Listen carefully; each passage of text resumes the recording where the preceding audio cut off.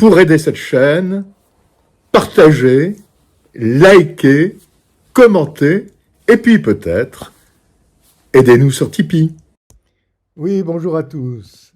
Alors, coup de tonnerre, il est 16h15 et je viens d'apprendre que M. Zelensky vient d'accepter le plan de paix américain.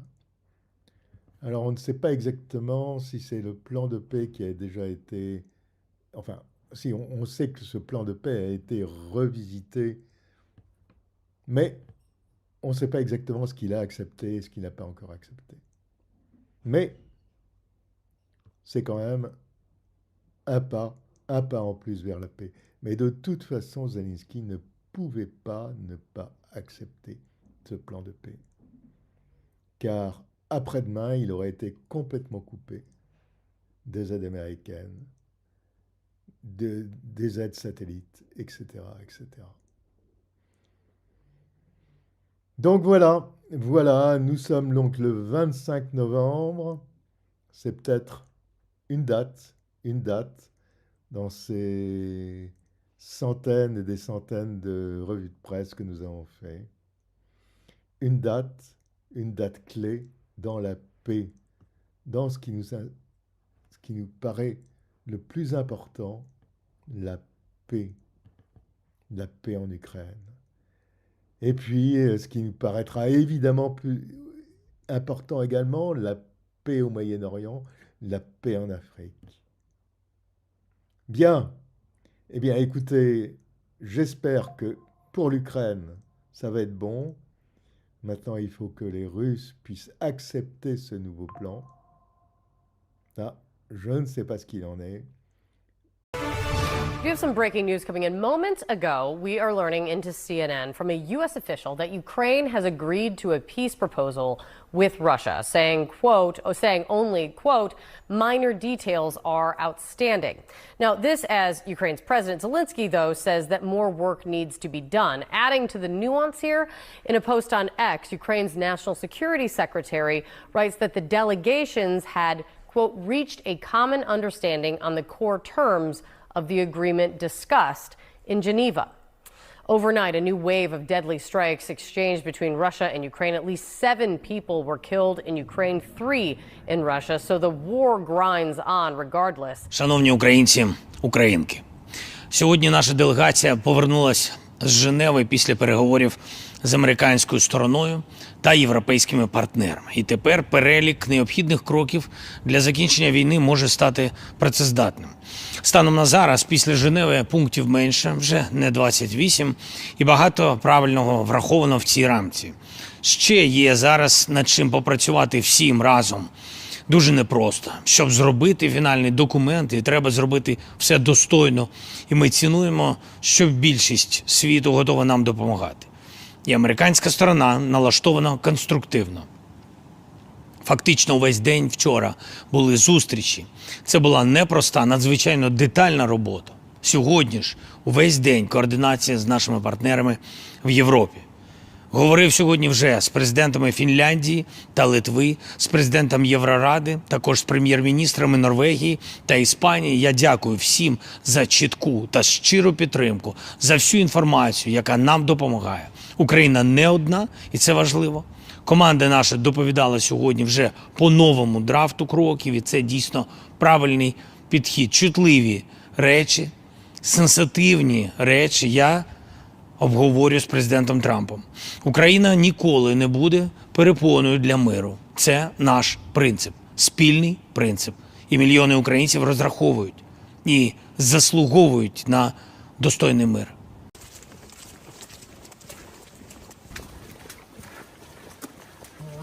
Здравствуйте. Все зависит от вас. Наши дела от вас все зависит. Ну, вас дождались. Тут остались те, которые ждали и дождались. И вам удачи, спасибо. Берегите себя. Здоровья, самое главное, берегите себя.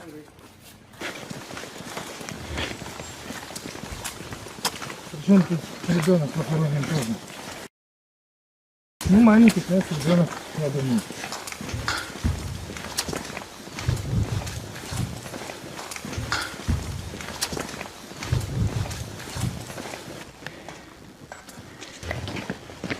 пойдете.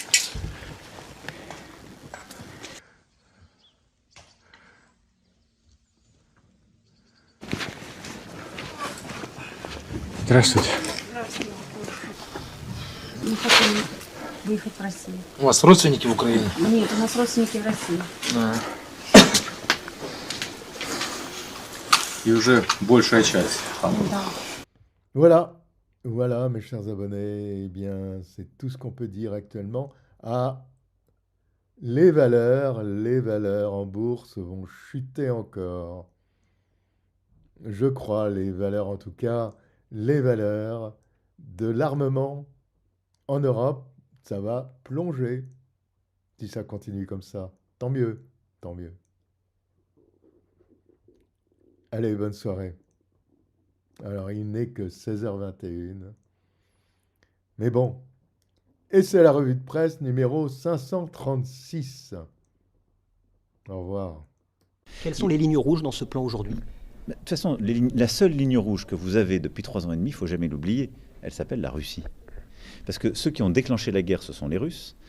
En février et mars dernier, les États-Unis ont demandé un cessez-le-feu. C'était une idée américaine. On a convaincu le président Zelensky. En mars, en Arabie Saoudite, à Jeddah, il dit oui.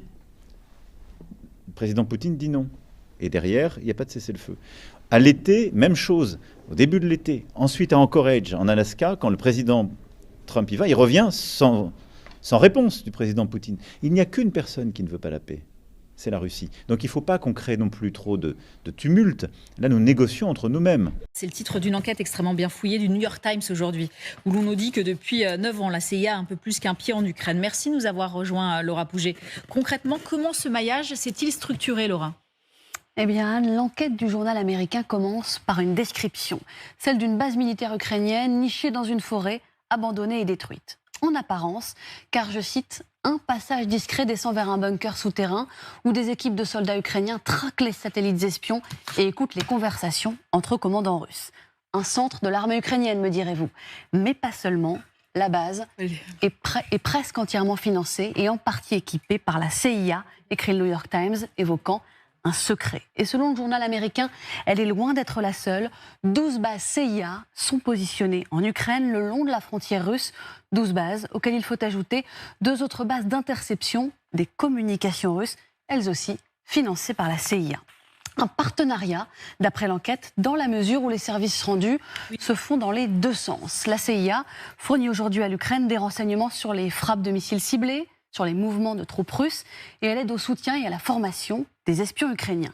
Mais les espions ukrainiens, eux aussi, ont fourni des informations aux Américains, notamment des preuves de l'implication de la Russie dans le crash du vol 17 de la Malaysia Airlines, survenu, souvenez-vous, en juillet 2014, ou encore des données sur la désinformation russe à l'œuvre dans la présidentielle américaine de 2016. 2016, 2014, oui, car ce partenariat n'est pas né avec la guerre, mais il y a 10 ans, selon le New York Times, à la faveur d'un événement, la révolution de Maïdan et le renversement du pouvoir pro-Kremlin. Le chef du renseignement nouvellement nommé, alors pro-occidental, aurait proposé à la CIA, en pleine crise et en pleine nuit via un appel téléphonique, de nouer ce partenariat.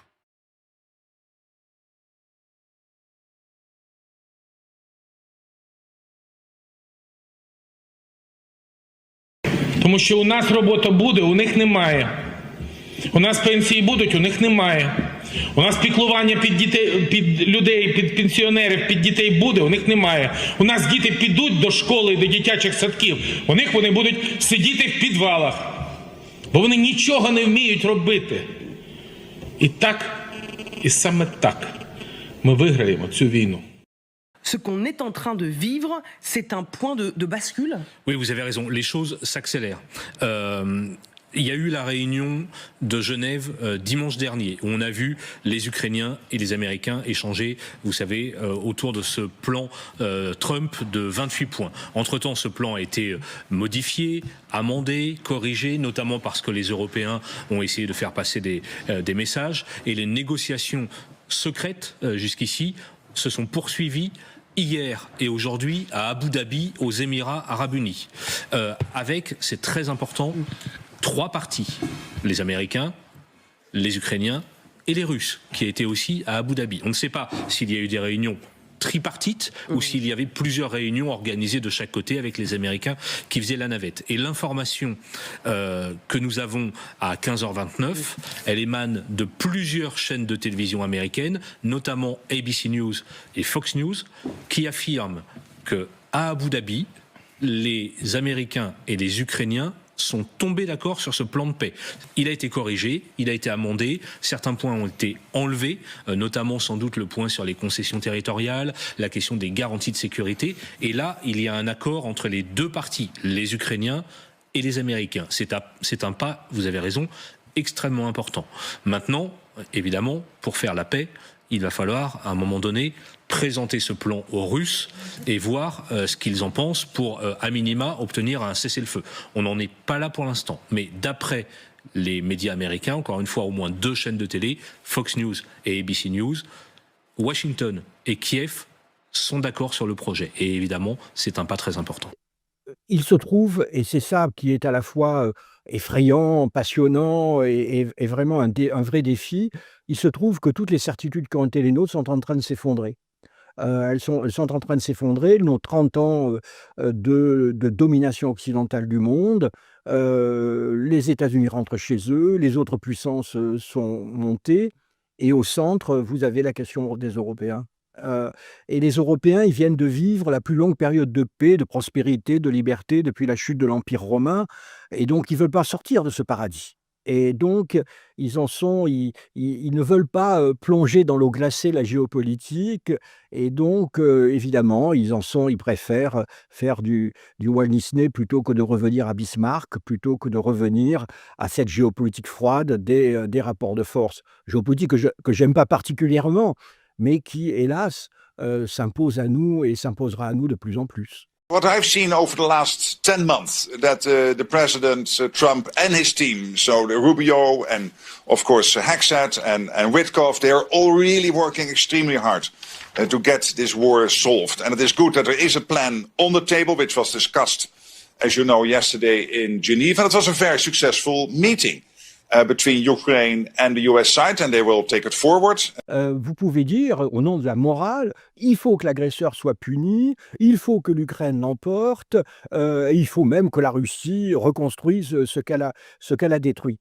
Mais ça, la conséquence de ça, c'est quoi? C'est à l'évidence une guerre qui s'éternise, et des milliers, voire des centaines de milliers de victimes, et à la fin du compte, on n'est même pas sûr que l'Ukraine l'emporte. Et donc, qu'est-ce qui est plus moral? Cette poursuite de cette guerre, avec des centaines de milliers de victimes, pouvant déboucher en plus sur la victoire totale de la Russie, ou de faire des concessions, oui, à l'agresseur, à la Russie, pour mettre un terme au conflit. Vous voyez, la morale, là derrière. Et deuxièmement, en plus, que l'Occident prétende faire la morale, c'est quand même un peu fort de café pour parler de manière populaire. Parce que, franchement, nous faisons la morale selon nos intérêts, en réalité. Un jour, quand j'étais représentant permanent aux Nations Unies, j'ai fait un discours sur les droits de l'homme à Cuba.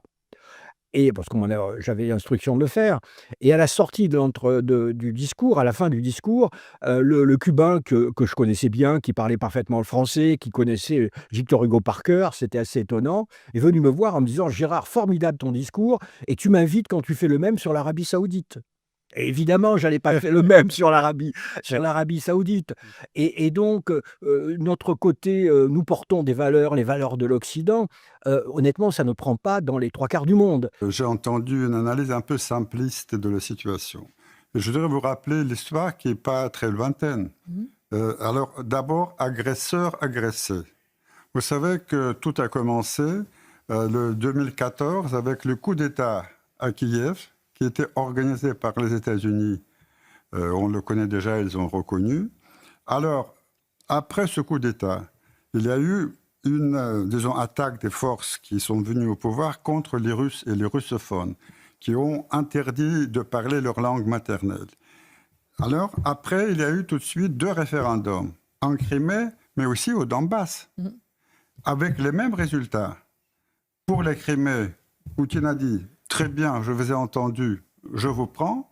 Pour Donbass, malheureusement, il a dit « Je vous ai entendu, mais vous devez régler vos problèmes au sein de l'Ukraine. Et après, les pouvoirs au Kiev ont lancé une opération antiterroriste contre Donbass, contre les gens qui défendaient leurs droits, et notamment le droit de parler leur langue maternelle. C'est par ça que tout a commencé. On est d'accord qu'il y a eu des exactions Et au je dirais que les gens à Donbass étaient attaqués, agressés par le pouvoir à Kiev de l'époque. C'était Poroshenko qui était le président.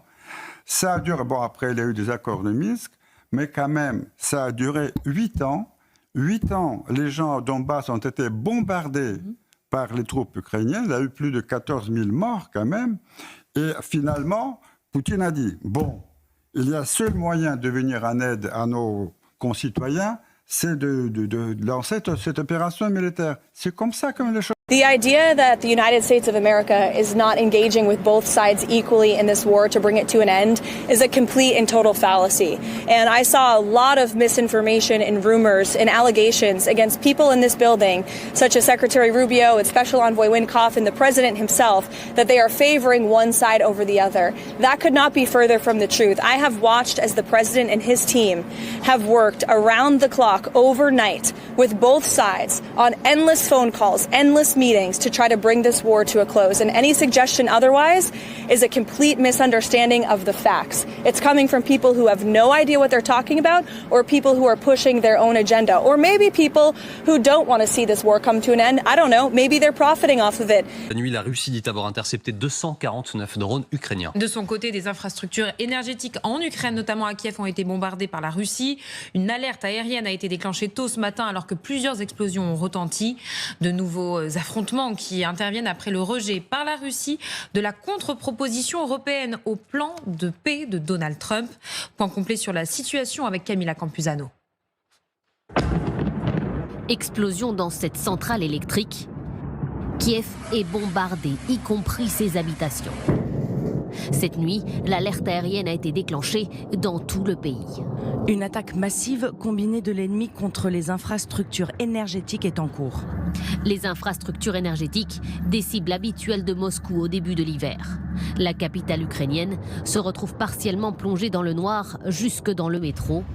La distribution de l'eau est également perturbée selon le maire. La Russie, elle aussi attaquée. Plusieurs villes de la région de Krasnodar, proche de la mer Noire, sont visées. Cette nuit, le territoire de Krasnodar a subi une des attaques du régime de Kiev les plus soutenues et les plus massives. Des hostilités sur fond de bras de fer diplomatique. Le plan de paix américain est en cours de discussion. Hier, Volodymyr Zelensky a salué les avancées, mais les contre-propositions européennes ne conviennent pas du tout au Kremlin. Sur le front donc de Pokrovsk, où plusieurs blindés russes ici ont été détruits et géolocalisés. Ici, nous avons un BMP en date du 15 novembre. Dans la même journée, ici, c'est un BMP-3. À l'ouest de Popiviar, ici, ce sont d'autres blindés russes qui ont été détruits donc, ces dernières semaines. Notamment ici un T-80 qui a été abandonné après avoir été endommagé. Et ici, nous avons donc 2 BTR-82 qui ont été détruits. Ici, un autre char et enfin un T-80. Dans le secteur de Chakovie, on note une avancée des Russes à l'est de la localité. Donc ce secteur est maintenant passé sous contrôle de l'armée russe. Et au sud même de la ville de Chakovie, une position russe qui a été bombardée ici il y a 48 heures. On se déplace vers l'ouest. Je n'ai pas noté de modification des zones de contrôle. À noter que dans cette zone grise, plusieurs positions de l'armée russe y ont été bombardées, ce qui dénote des velléités offensives russes dans cette zone. À l'ouest de Chouketser, qui est sous contrôle de l'armée ukrainienne, ici c'est un Kozak qui a été détruit le 22 novembre par un drone kamikaze russe. Dans la ville de Rodinskie, donc qui se situe au nord de Pokrovsk, donc Pokrovsk est ici. Donc dans Rodinskie, on note que des positions russes ont été bombardées donc dans cette ville les 22 et 23 novembre. Une vidéo a été publiée à l'ouest de Rodinskie sur cet axe ici. Vidéo dans laquelle on peut observer ici plusieurs blindés détruits, et notamment ici 3 VBL. Et un petit peu plus au sud ici, c'est un Humvee qui a été filmé ici le 23 novembre, ou plus précisément sa carcasse. Nous arrivons maintenant sur Pokrovsk même et Myrnorad. Je n'ai pas noté de modification des zones de contrôle cette dernière semaine. Néanmoins, en commençant par Myrnorad, la ville est lourdement bombardée par les forces aérospatiales russes, et notamment toujours avec des FAB 3000, dont on note une augmentation d'utilisation par les forces aériennes russes. Et pour ceux qui se posent la question, qu'est-ce qu'une FAB? Une FAB, c'est une bombe conventionnelle équipée d'un kit avec des ailettes, comme vous pouvez ici le voir sur la vidéo, guidée par GPS, qui permet donc d'améliorer la précision, mais également de pouvoir la larguer d'une distance assez longue de la ligne de front, afin que les avions ne soient pas à portée de la défense aérienne de l'adversaire. Donc ces bombardements, comme bien souvent, précèdent toujours les attaques terrestres russes, et notamment par leur infanterie. Et sur la partie sud, ici, notez qu'un Viking de l'armée ukrainienne a été détruit le 5 novembre, sur l'axe ici, à l'ouest de Promine. Ensuite, nous arrivons maintenant sur Pokrovsk même. Au sud de la ville ici, un char russe a été endommagé par un drone kamikaze ukrainien dans la journée du 23 novembre. Sur la vidéo, on ne peut pas confirmer d'une éventuelle destruction, donc c'est pour ça que j'ai marqué juste endommagé. Dans le centre-ville de Pokrovsk, ici, ce sont les forces aériennes ukrainiennes qui ont bombardé donc, ce secteur au nord du pont de Pokrovsk, ici, dans la journée du 16 novembre, avec une JDAM. Et 2 jours plus tard, ici, une position de l'armée russe a de nouveau été bombardée ici, dans ce bâtiment, mais cette fois-ci par l'artillerie ukrainienne. Si on se déplace sur le nord de Pokrovsk, ici, sur le principal axe d'approvisionnement de la ville, une fois de plus, on note d'importants blindés de l'armée ukrainienne qui ont été donc détruits cette dernière semaine, et notamment toujours avec ces drones kamikazes. Et ici, un petit peu plus au nord, pareil, de nouvelles destructions ont été géolocalisées.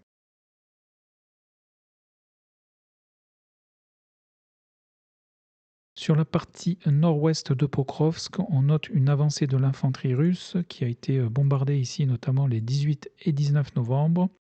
Le sud-est de la ville de Rychinie, donc qui est la ville au nord-ouest de Pokrovsk, a été bombardée par les forces aérospatiales russes le 22 novembre. Et 2 jours avant ces bombardements, ici, c'est un T-72 de l'armée ukrainienne qui a été détruit par un drone kamikaze, donc le 20 novembre. Dans le reste de l'actualité, épinglons cette nouvelle proposition d'accord de paix pour l'Ukraine. Le premier texte était considéré comme trop favorable à la Russie. Alors les négociateurs se sont remis autour de la table. Voyons cela avec Pierre Bruire et Catherine Tonero. La nouvelle version du plan de paix a été négociée toute la journée d'hier entre Américains, Ukrainiens et Européens à Genève. Sans fournir de détails, Washington et Kiev ont dans un communiqué commun salué les progrès réalisés vers une paix juste et durable. Enthousiasme tempéré ce matin par Volodymyr Zelensky. These are important steps, but to achieve real peace, more is needed.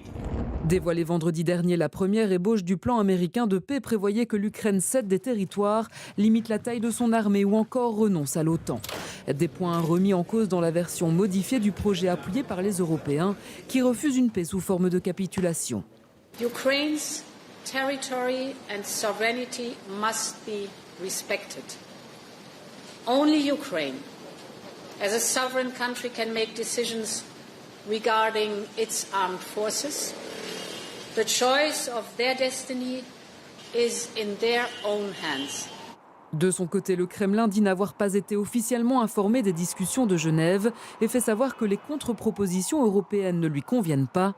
Pour le chancelier allemand, il est temps que Moscou participe directement à ces négociations. La Russie doit s'asseoir à la table des négociations. Si cela est possible, alors tous les efforts consentis en auront valu la peine. Si cela n'est pas possible, alors il faudra redoubler d'efforts. C'est un processus laborieux. Une nouvelle réunion de la coalition des volontaires, une trentaine de pays soutenant l'Ukraine, se tiendra demain. Volodymyr Zelensky pourrait lui se rendre aux États-Unis dès cette semaine pour discuter du plan de paix avec Donald Trump. Et en fait, on a l'impression que ces postures où on est dans le bien et c'est confortable au chaud, et en fait, la façon dont le débat est organisé, la multiplication des débats, conduisent à ce que chacun fait de la surenchère sur l'autre et que la voie de la raison passe pour la voie de la collaboration. Oui, exactement. Moi aussi, lorsque j'ai dit un jour, et en plus je citais le chef d'état-major de l'armée américaine quand même, qui avait dit non, les Ukrainiens ne pourront pas reconquérir les territoires. Et le chef d'état-major de l'armée ukrainienne a dit la même chose. Exactement. Ouais. Et aussitôt, je me suis fait traiter de pro-Poutine, et j'avais même une malheureuse Ukrainienne qui s'est mise à crier en disant « mais ils enlèvent nos enfants ». Vous voyez, là, on est dans un monde de passion, d'émotion, et il est quand même très difficile de revenir à l'analyse. Ce qui caractérise notre époque, et ça dépasse les relations internationales, hein, la politique intérieure, c'est un peu la même chose, c'est que tout le monde est dans le ressenti, tout le monde exprime son opinion avant même d'examiner les faits. Voilà, de dire, moi j'ai passé quasiment 1 an à répéter en disant: «Attendez, il y a 30 millions d'Ukrainiens, 140 millions de Russes. Les Russies, c'est la 2e industrie d'armement au monde. Ils ont des ressources financières considérables». Et j'avais l'impression, au fond, pour parler élégamment, de pisser dans un violon, que les gens fassent, voilà. Or, une guerre, c'est sur le champ de bataille que ça se gagne. Je suis vraiment désolé. Et le champ de bataille, qu'on ait raison ou tort, qu'on soit le bien ou le mal, ça n'a aucune importance. Ключевые положения плана Трампа основываются на пониманиях, достигнутых в Анкоридже на российско-американской встрече в Верхах в августе нынешнего года. И эти принципы в целом в плане отражены, что мы приветствовали. Президент Путин об этом сказал, потому что после Анкориджа, когда нам казалось, что эти понимания уже были зафиксированы, наступила длительная пауза. И вот сейчас пауза прервана внесением этого документа. У нас он есть, но по неофициальным каналам, официально нам его не передавали, но мы готовы, естественно, как сказал президент, обсуждать конкретные формулировки, потому что там целый ряд вопросов, конечно, требует прояснения. Direction de Kupiansk, tout d'abord au nord-ouest de cette ville, un canon automoteur, plus précisément un AS-90 de conception britannique, a été détruit le 5 novembre par un drone kamikaze. Sur la ville même de Kupiansk, j'ai noté des avancées russes, avec de nouveau une partie de la ville passée sous le contrôle de l'armée russe. Mais je n'ai pas encore eu toutes les confirmations visuelles pour affirmer que la ville est entièrement sous contrôle de l'armée russe, même si on note une avancée de cette dernière ces 7 derniers jours. La panique a de nouveau envahi la Roumanie, qui a immédiatement fait décoller ses avions de chasse après des rapports indiquant que 2 drones avaient violé son espace aérien. La violation a été détectée près de la frontière que ce pays membre de l'OTAN partage avec l'Ukraine, qui subit l'agression russe. 2 F-16 et 2 Eurofighter de la mission de police aérienne allemande en Roumanie ont été immédiatement activés, à un moment où les avions bombardiers ont été pour la dernière fois déployés en Roumanie lorsqu'un drone a survolé son espace aérien le 13 septembre lors d'une attaque russe contre l'infrastructure ukrainienne. Le nombre d'incursions de drones russes et de violations de l'espace aérien dans les pays européens de l'OTAN a considérablement augmenté, ce que la présidente de la Commission européenne, Ursula von der Leyen, a ouvertement qualifié de guerre hybride. La Belgique, l'Allemagne, la République tchèque, l'Espagne, la Norvège et le Danemark ont toutes signalé des incursions de drones dans leur espace aérien. Environ 20 drones russes ont pénétré dans le ciel polonais dans la nuit du 9 septembre. 3 avions militaires russes ont violé l'espace aérien estonien pendant 12 minutes le 19 septembre, avant que des avions de chasse italiens ne les escortent hors de celui-ci. La Lituanie a annoncé le 23 octobre que 2 avions de chasse russes avaient pénétré dans son espace aérien. Chers collègues, j'ai hésité en venant ce matin sur ce que j'allais dire. Me féliciter ou m'impatienter? Il y a en effet de quoi être satisfait, avec modestie bien sûr, mais aussi de quoi s'interroger. Commençons par le verre à moitié plein. Nous soumettons aujourd'hui à votre vote un bon texte, un texte qui permet de sortir de la logique d'urgence avec laquelle nous avons traité des questions de défense jusqu'ici et de commencer à mettre en place un soutien européen structuré à l'accroissement de nos capacités de défense et à la diminution de leur fragmentation. Je suis particulièrement heureuse que nous ayons trouvé un accord ferme et clair en faveur de la préférence européenne. On a l'impression que certains politiques veulent préparer des esprits à une guerre prochaine. La Commission européenne, elle, veut aller plus loin avec un marché commun de l'armement. Sauf que François, vous nous dites ce matin, on n'y est pas encore, loin de là même. Oui, la Commission a sorti de ses cartons un nouveau projet, créer un marché unique pour les matériels de défense en Europe. Vous savez que le secteur de la défense avait été exclu des traités communautaires par les fondateurs afin de préserver la prérogative de défense régalienne de la réserver aux États membres. Bon, c'était tout à fait justifié. La défense devait être assumée par les autorités politiques nationales élu par les peuples. Alors, la guerre en Ukraine a évidemment changé les choses, avec les difficultés que l'Europe a rencontrées pour fournir des armements à Kiev. On a réalisé qu'il existait, par exemple, en Europe, 12 types de chars différents. Et que l'absence de coordination de nos politiques industrielles avait de facto favorisé les Américains qui fournissent 72% des équipements militaires américains. Ah ouais, 72%. Et c'est une proportion qui augmente, nous dit le rapport de Mario Draghi. Bon, vous avez planté le décor comme on dit, mais alors selon vous, c'est une bonne idée ou pas de créer ce marché unique? Catastrophe, Thomas. Catastrophe. Surtout pas. D'abord, dès que la Commission s'occupe de quelque chose, c'est la bureaucratie qui triomphe. Il faut rappeler qu'il y a encore 18 mois, elle considérait que l'armement, c'était un secteur immoral dans lequel il ne fallait pas investir. Ensuite, il faut laisser ce secteur stratégique sous tutelle politique nationale. La nation, c'est le seul cadre acceptable pour les questions de vie ou de mort. Enfin, il faut se souvenir que si la France a pu préserver son excellence industrielle en matière de défense, c'est justement parce que le secteur a été protégé de la concurrence européenne et qu'on a préservé le dialogue entre l'État donneur d'ordre et les industriels. Bon, mais qu'est-ce qu'on risque? Qu'est-ce qu'on risquerait? De voir les spécificités des armes définies par le bureau B12 de la sous-direction 29 à Bruxelles, qui n'y connaîtra rien, et de faire subir à la défense les mêmes désagréments que l'automobile, qui a été, sinon tué, du moins considérablement affaibli par les décisions communautaires. On risque de voir les exportations d'armements contrôlées par Bruxelles désormais, et non plus à Paris, alors que c'est évidemment un instrument de souveraineté et de politique étrangère nationale. On risque enfin, Thomas, de voir les Allemands, qui n'ont de cesse que de reprendre à la France sa position de leader industriel dans la défense, conforter leur position grâce aux moyens financiers considérables qu'ils vont mettre sur la table. On entend les enjeux économiques et les risques pour nous, mais pourtant, politiquement, il faut bien avancer sur l'Europe de la défense. Oui. Beaucoup de politiques le disent. Oui, mais le seul cadre acceptable, c'est l'intergouvernemental, avec les pays concernés, qui sont pas si nombreux, la France, l'Allemagne, l'Italie, la Pologne quand même, qui n'a pas d'industriel, mais qui est en passe de devenir la première armée d'Europe, et puis il faut bien sûr ajouter le Royaume-Uni. Avec ces 5 pays, il va falloir travailler à l'interopérabilité des matériels, et puis sûrement définir les spécifications. Ça va être diablement difficile, au vu des projets communs qui s'enlisent, mais ça ne sera pas pire qu'avec la Commission. L'interopérabilité, c'est que chacun puisse se servir et que ça soit complémentaire, en fait. Exactement, ces armes qui viennent utiliser les matériels des uns conjointement avec les autres. Merci beaucoup à vous, François. Ici, au nord de Liman, quelques avancées de l'armée russe, notamment entre les villages de Chandriolovier et de Yarova. Ici, donc, les Russes ont sécurisé cette partie du terrain et ils ont également hissé plusieurs drapeaux dans le village même de Novoselivka. Constatez qu'on est bien au nord de la ville de Liman, et au nord de cette dernière, ici, il y a 2 lignes défensives. La première semble avoir été franchie par les Russes, puisque des drapeaux de l'armée russe ont été hissés dans le village de Stavki le 21 novembre, donc ce qui suppose une avancée de l'armée russe dans ce secteur. Et cette partie donc, du terrain est passée sous le contrôle de l'armée russe. On se déplace. Au sud-est de Liman, on note une présence de l'armée russe, où une position donc, de leur armée a été bombardée le 19 novembre dans la ville même de Liman, donc dans les quartiers au sud-est. Sur cette partie du front, on note l'avancée la plus significative de cette dernière semaine donc, au profit des Russes, où ce sont pas moins de 40 km² de terrain qui sont passés sous leur contrôle, donc entre Liman, Torskié et Yampil, village dans lequel plusieurs drapeaux russes ici ont été hissés le 21 novembre.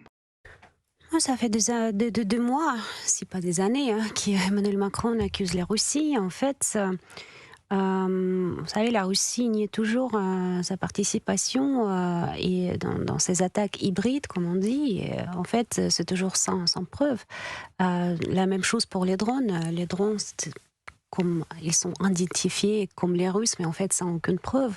Il y a des faisceaux d'indices, comme on dit. Je connais pas ces mots. Mais je pense qu'il a l'idée, en fait, c'est que Emmanuel Macron utilise cette menace russe vraiment pour, en façon, cacher les problématiques qui sont à l'intérieur de son propre pays. Vous pensez que ce sont des contre-feux?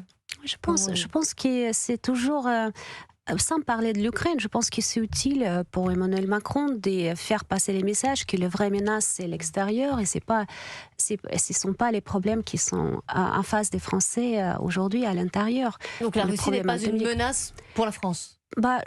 Pas une menace imminente, c'est sûr. Il n'y a aucune indication de dire que la Russie va attaquer un pays européen, la France ou un pays européen dans le futur. Donc en fait, aujourd'hui, sous le prétexte de cette guerre en Ukraine, c'est utilisé, la Russie est utilisée comme pour faire peur en fait aux Français et pour créer cette ambiance de peur et aussi pour jouer. Je pense qu'Emmanuel Macron cherche à jouer un rôle plus important dans les mondes géopolitiques, on peut dire, parce que c'est Emmanuel Macron qui décidait d'arrêter les contacts diplomatiques avec la Russie. Donc à la place de jouer un médiateur et d'essayer de régler ces conflits par les voies diplomatiques, il a pris une position assez claire.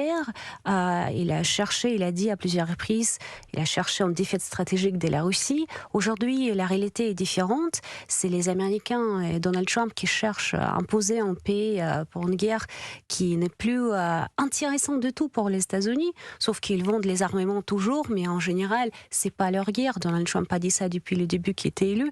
Et donc, Emmanuel Macron se trouve un peu au milieu, sans jouer un vrai rôle dans ces conflits, et il se trouve dans les côtés, on peut dire, de ceux qui perdent. Parce que pour l'Europe, avoir un accord de paix où la Russie garde Donbass et la Crimée, c'est comme avoir une défaite, en fait. C'est la victoire pour la Russie. En fait, je pense qu'il y a deux choses. On peut très bien considérer, en effet, que la Russie représente une menace pour la France et pour l'Europe, et pas une menace existentielle pour la France, qui était le mot employé par Emmanuel Macron. Premier point. Ensuite, on peut considérer que la Russie représente une menace, mais on peut aussi très bien considérer que ce n'est pas le seul pays qui mène des actions parfois offensives contre la France. Pourquoi on n'entend jamais Emmanuel Macron, ou avec autant d'insistance, sur la guerre commerciale que nous mène la Chine? Pourquoi on n'entend jamais Emmanuel Macron nous parler de la stratégie d'infiltration des mouvements islamistes qui sont financés par certains pays du Moyen-Orient? Pourquoi on n'entend jamais Emmanuel Macron nous parler de la guerre des renseignements et des écoutes menée par les États-Unis sur le sol européen? De facto, c'est un constat. Mais pardon, les Européens disent la même chose. Regardez, l'Ukraine s'engage à ne pas recouvrer son territoire occupé. Ça paraît fou. C'est ce qui s'est passé. Il s'engage à ne pas le récupérer, sauf par des moyens diplomatiques et autres. Oui, mais pas par des moyens militaires. Mais c'est ce qui s'est passé pour la France, Darius. On s'est engagé avec l'Alsace-Lorraine. C'est passé pour la France avec l'Alsace-Lorraine. Oui, mais ça a duré combien en 1871. Et si l'Allemagne n'avait pas attaqué et perdu en 1914, si l'Allemagne n'avait pas attaqué la France ne voulait pas attaquer l'Allemagne, et n'avait pas perdu la guerre où elle a attaqué la France en 1914, l'Alsace serait aujourd'hui allemande. Renaud a raison, on n'a pas fait la guerre pour l'Alsace-Lorraine en 14, on a fait la guerre pour les Balkans. Bien sûr. Pour soutenir les Russes qui étaient engagés dans un conflit avec les Autrichiens sur la Serbie. Vous dites qu'on est défaitiste, mais... Enfin, pas moi. Les Ukrainiens qui vous écouteraient diraient, franchement, on parlait de Churchill, c'est pas très churchillien tout ça. Hein. Oui, mais c'est considérer les choses d'une manière assez statique, quoi. Il y a les positions des pièces sur un échiquier, etc. C'est pas... La guerre, elle a sa propre dynamique. À un moment donné, effectivement, tout le monde s'est pris à rêver. C'était pas mon cas, mais vous vous en souvenez de cette contre-offensive magnifique. On a même poussé les Ukrainiens pratiquement à la faute. Les Russes les attendaient, évidemment. Il ne fallait pas humilier les Russes. Au coin de la ligne sur Ovikin, on s'en souvient. À partir de là, je pense qu'on a pu partager ça. On voyait mal comment les Ukrainiens pourraient, même si moralement on soutenait cette idée, ne serait-ce que pour éviter qu'il s'écroule, mais on voyait mal comment les Ukrainiens pourraient, à terme, dans cette dynamique de guerre qui est favorable aux Russes, c'est la masse, c'est les capacités de production, c'est les ressources humaines. Les ressources humaines, on en a parlé combien de fois sur ce plateau? Eh bien ça y est, ça commence, entre guillemets, à payer, ça commence à manquer. C'est sûr, parce que les Russes, ils ont compris une chose, c'est qu'il fallait qu'ils soient assez mobiles et qu'ils dispersent les forces ukrainiennes. Et là, les Ukrainiens devenaient beaucoup moins efficaces. Donc, c'est cette dynamique-là qui pousse à dire il vaut mieux s'arrêter maintenant. J'aimerais vous entendre sur ce qui peut... Qu'est-ce qu'on aurait dû faire? On aurait dû soit dire à Poutine, l'Ukraine va rentrer dans l'OTAN et on vous avertit, on sera prêt à se battre à ses côtés si vous intervenez.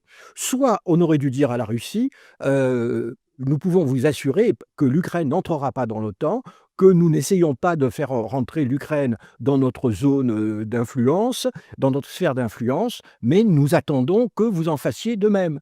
Avoir un langage clair. Mais le problème pour les Européens, c'est que finalement, ils sont victimes de leur propre morale. Puisque, par exemple, aujourd'hui, c'est frappant dans ce conflit, l'Europe n'a pas de stratégie de paix. N'a pas de stratégie de paix, puisque par sa propre morale, elle est obligée de dire, naturellement, l'agresseur ne peut pas vraiment bénéficier de son agression, il faut revenir aux frontières de 91. Ça, c'est pas une position de négociation. Et donc, les Européens s'excluent. C'est matériellement impossible. Voilà. Ça n'arrivera jamais. Ça n'arrivera jamais. Et donc, mais ils le répètent. Et donc, ils s'excluent de la négociation. Et au contraire, vous avez un Trump. Moi, je sais si je ne suis pas trumpiste mais à mon avis, Trump avait raison. Alors après, dans la méthode Trump, c'est tout à fait différent, mais avait raison d'aller voir les Russes en disant, bon allez, vous allez garder les 20%, essayons de trouver un accord. Sur la ville même de Siversk, donc dans le quartier ici au nord-est de la localité, puisqu'une position y a été bombardée hier dans la journée. Mais on note également une avancée des Russes dans la partie sud de la ville même de Siversk, et plus précisément en date du 18 novembre. Ici, une position y a été bombardée, et ici, dans cette vidéo, on peut voir des fantassins russes progresser le long de cet axe. En même temps que les fantassins donc progressent au sol, les forces aérospatiales russes ont bombardé la ville de Siversk dans la même journée du 18 novembre. Puisque je rappelle, depuis hier soir, Moscou a dit le plan amendé par les Européens, on n'en veut pas. Hein. Bon. Donc, ou alors, excusez-moi, ou alors, et c'est ma thèse, ça va permettre aux États-Unis, à Donald Trump, de dire maintenant l'Ukraine, elle se débrouille toute seule. On a fait encore un énième effort, un effort très important. On a essayé d'apporter des conditions. L'Ukraine ne veut pas en entendre parler en l'état, donc maintenant, vous vous débrouillez avec les Russes, et donc, dans un délai qui peut varier, je ne sais pas moi, de 3 semaines à 6 semaines, l'affaire sera militairement pliée, puisque sans l'appui des États-Unis d'Amérique, que ce soit en termes de renseignement, que ce soit en termes de logistique ou ce genre de choses, renseignement dans tous les sens de ce qu'il recoupe, ce sera terminé militairement face à ce que fait l'armée russe aujourd'hui, qui continue, rappelons-le, insistons bien là-dessus, qui continue de progresser partout sur la ligne de front et de manière parfois plus rapide, notamment dans le fameux secteur de Gouliaï-Polye, qui est devenu le point majeur de l'avancée russe ces dernières semaines. Tout en continuant la conquête des villes ou l'investissement des villes dont on a souvent parlé ces derniers mois. Voilà, donc là, la situation est ultra favorable pour les Russes. Oui. Où Trump arrive à trouver encore des choses qui ne sont pas difficiles à imaginer, parce que vu le niveau de corruption de Zelensky et de son entourage, je pense que des billes, il doit en avoir. Maintenant, est-ce qu'il a envie de les sortir ou est-ce qu'il a envie effectivement de dire, bon, voilà, on a tout essayé, ça n'a pas marché, je liquide cette affaire. Moi, je pense qu'on est plutôt vers ce scénario-là. Oui. On arrivera à la fin de la guerre, mais pas par la paix telle que les Américains, enfin en tout cas Donald Trump, l'espéraient. Question, l'armée russe est-elle désormais inarrêtable sur le front ? J'en viens à votre travail sur le drone, parce que on évoquait il y a quelques semaines, quelques mois, un mur de drones qui aurait empêché toute grande offensive. Aujourd'hui, l'armée russe avance de plus de 30 km carrés par jour, alors qu'elle en était à 9 il y a un an. Donc ma question, le mur de drone, à votre avis, est-il fêlé, Olivier Dujardin ? Alors je ne pense pas que ce soit un problème de mur de drone. Là, je pense qu'il y a vraiment un problème côté ukrainien de densité de troupes qui manque, parce que qu'on le veuille ou non, drone ou pas drone, robotisation ou pas robotisation, c'est quand même les hommes qui tiennent le terrain. Donc ça, c'est une réalité qui va rester. Et si vous n'avez pas d'hommes sur le terrain, eh ben forcément, vous laissez l'espace à l'autre. Alors bien sûr, les drones, la robotisation, les drones, ça peut être une sorte de compensation d'une certaine manière, mais ça ne remplace malgré tout pas la densité et la masse.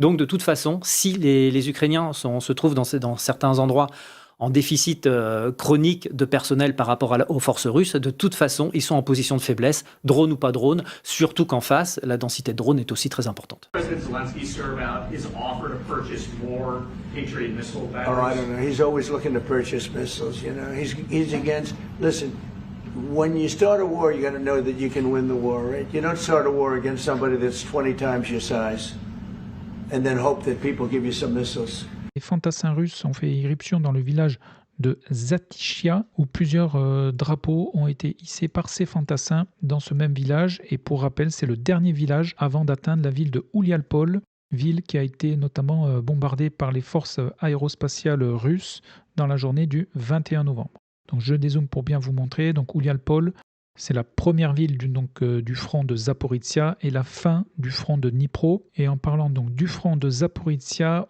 On note sur ce front 2 attaques blindées russes, une sur Mala-Tokmachka qui a eu lieu le 21 novembre et une autre qui a eu lieu 48 heures plus tard, donc le 23 novembre, en direction de Orikiv.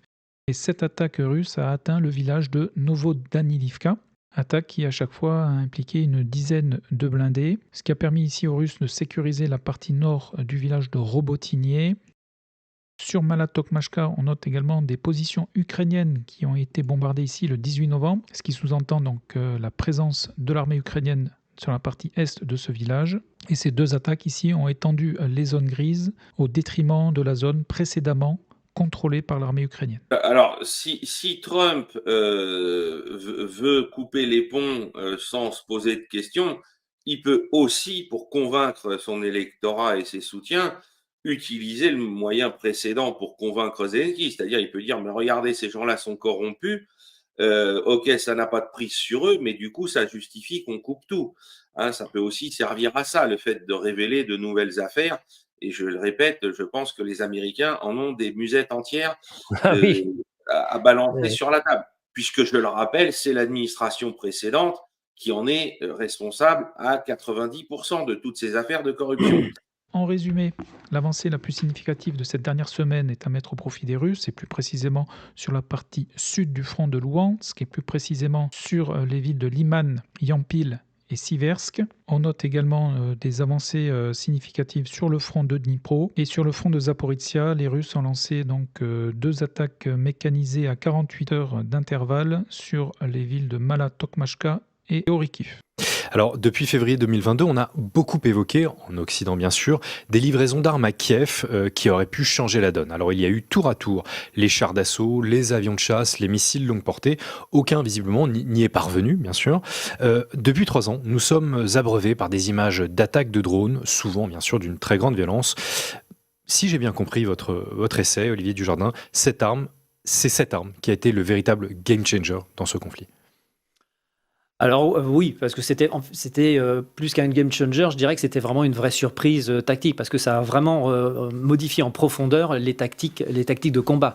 C'est-à-dire qu'il y a des grands principes de base qui étaient la concentration des forces en un endroit, qui sont aujourd'hui plus possibles. C'est-à-dire il y a aussi toute la notion de logistique qui est complètement bouleversée, parce que la logistique peut plus arriver jusqu'à la première ligne, comme c'était dans les guerres précédentes, où on pouvait apporter jusqu'à la logistique jusqu'à 5-10 km de la ligne de front sans être vraiment inquiété. Aujourd'hui, jusqu'à 50 km derrière la ligne de front, les chaînes logistiques sont menacées.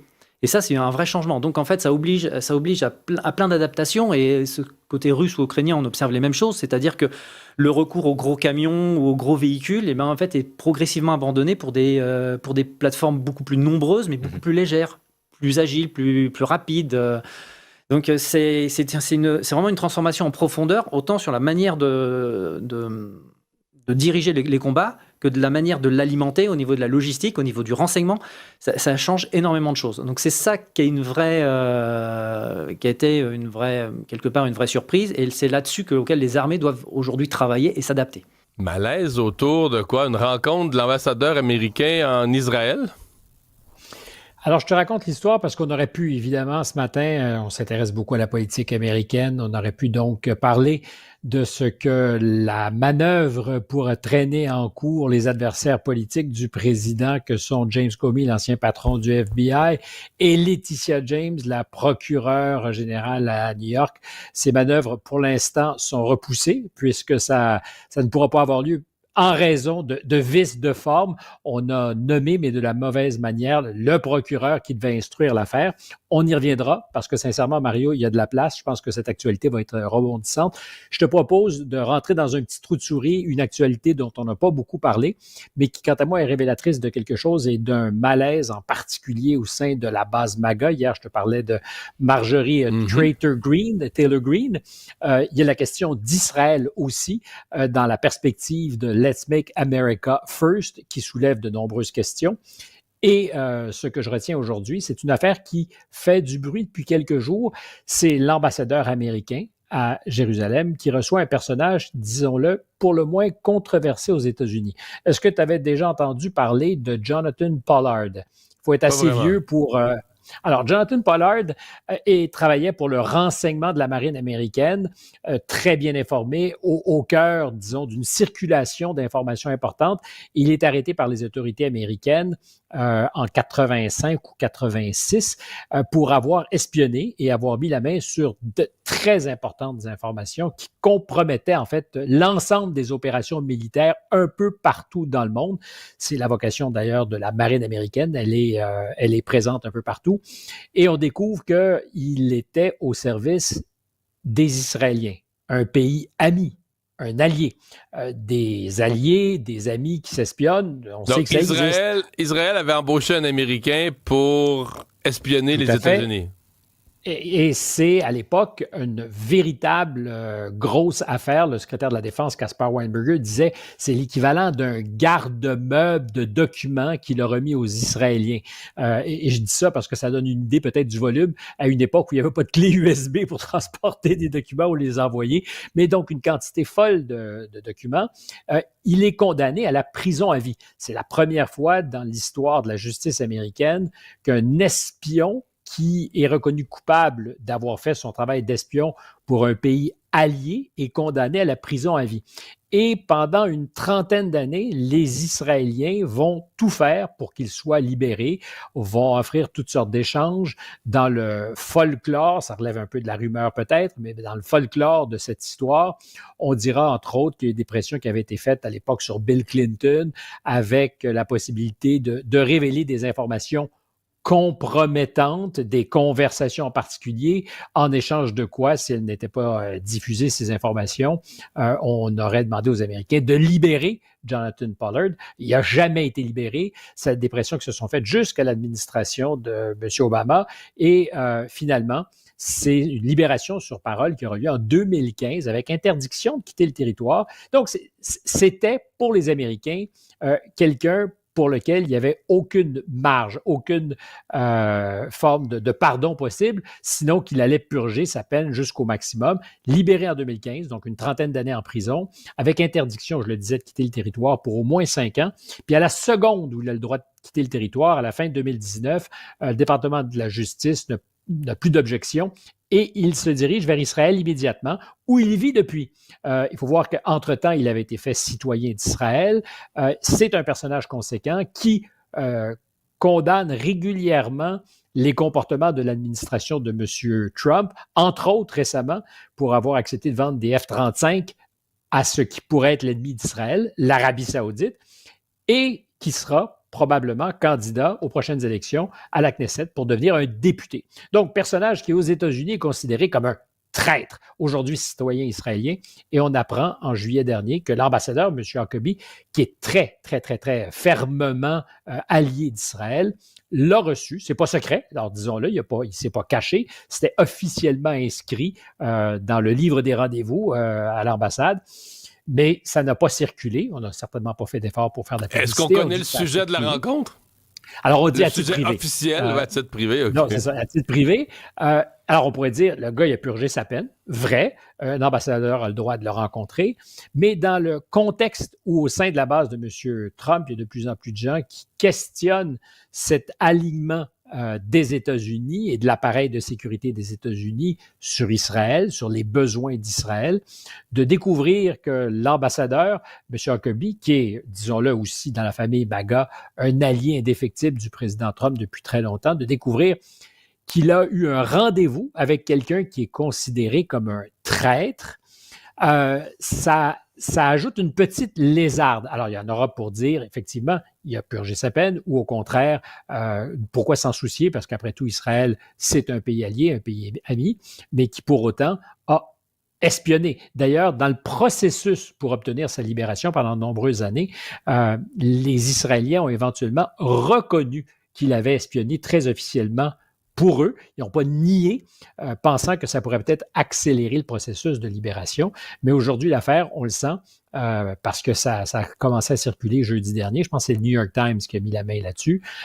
Ça fissure davantage un peu cette base qui est en ce moment, je reviens sur ce qu'on se disait hier au sujet de Marjorie Taylor Greene, qui est à son plus fragile probablement depuis le début du mandat de Donald Trump. On a souvent annoncé depuis 10 ans la fin que les carottes étaient cuites pour M. Trump. Je ne pense pas que c'est le cas, mais c'est une période vraiment difficile.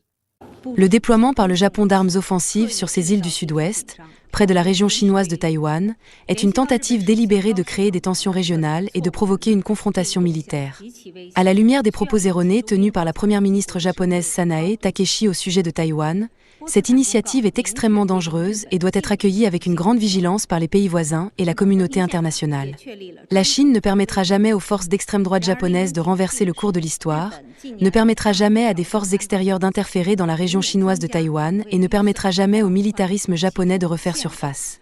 La Chine a la détermination et la capacité de sauvegarder sa souveraineté nationale et son intégrité territoriale.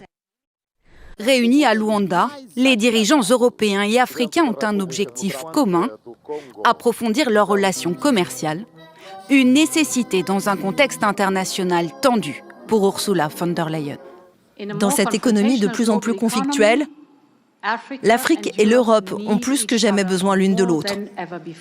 L'Union européenne reste le principal partenaire commercial de l'Afrique, avec des échanges estimés à 467 milliards d'euros en 2023. Ces rencontres au plus haut niveau entre dirigeants africains et européens offrent des opportunités exceptionnelles.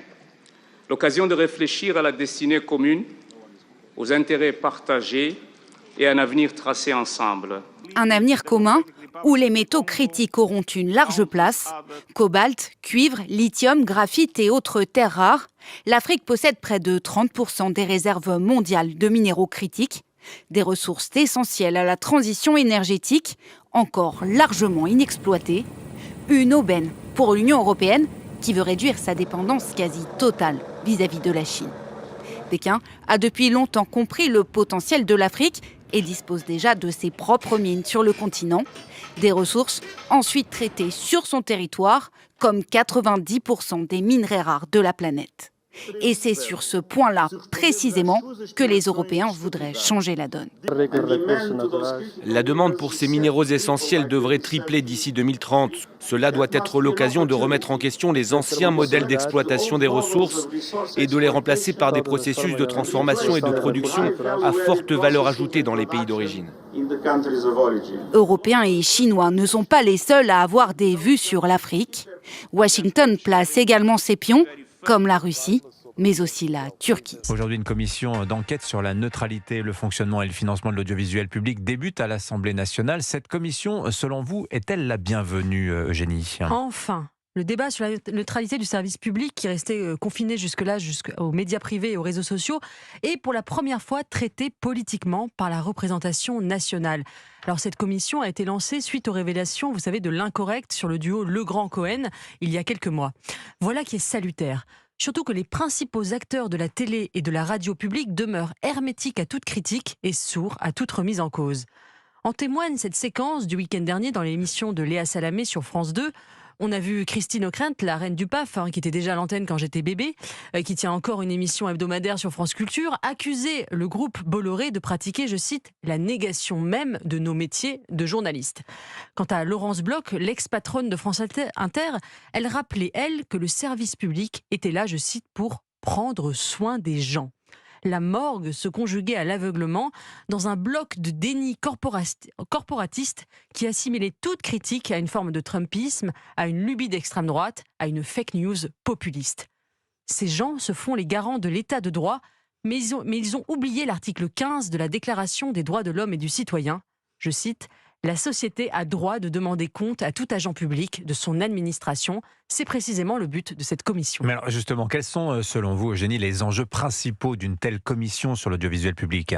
Il y a deux problèmes fondamentaux. D'un côté, la gabegie d'argent public et de l'autre, l'absence de pluralisme. D'un côté, la comptabilité désastreuse et de l'autre, l'impartialité inexistante. Vous savez que dans un rapport publié en septembre, la Cour des comptes épinglait France Télévisions pour un déficit mirobolant. On y apprenait que le salaire moyen dépassait 71 000 euros annuels et qu'il y avait 126 000 euros de frais de réception par jour. Par jour ? Oui, par jour. Nous sommes un des seuls pays au monde à avoir une offre si pléthorique et fragmentée, avec 4 milliards d'euros de budget par an, le double de celui des années 70 et 80, en euros ajustés. l'époque où l'audiovisuel public vivait pourtant son âge d'or, avant même la privatisation de TF1. On peut sérieusement se demander si les Français en ont pour leur argent. À ce prix-là, ils sont en droit de réclamer de la diversité de points de vue, alors que la sous-représentation des conservateurs à l'antenne est un fait établi. Alors certains réclament la privatisation de l'audiovisuel public. Est-ce que vous pensez que c'est une bonne solution ? Écoutez, c'est le sujet que va poser cette commission, bien évidemment. Face à un audiovisuel public qui persiste à nier ses biais et ses manquements, il semble difficile d'envisager une réforme courageuse. Vous savez, par exemple, il y a 3 mois, Radio France s'est mise en grève la semaine de la rentrée. Pourquoi ? Pour une toute petite modification du régime des techniciens qui permettait de faire quelques économies. Résultat, la direction a cédé. La moindre petite réforme suscite un blocage systématique organisé par des syndicats surpuissants. Autre exemple, Guillaume Erner, le matinalier de France Culture, a dû s'excuser il y a 2 mois pour avoir fait un billet intitulé « Je suis Charlie Kirk » où il défendait la liberté d'expression. La moindre ouverture au pluralisme suscite la colère de journalistes militants. Alors si l'audiovisuel public continue à ne pas vouloir se réformer, refuse toute autocritique, il faudra passer par la case privatisation. Il faudra sérieusement réduire son périmètre et le resserrer sur la culture et l'information la plus objective possible. Ce sera sans aucun doute un enjeu de l'élection de 2027. Ouais.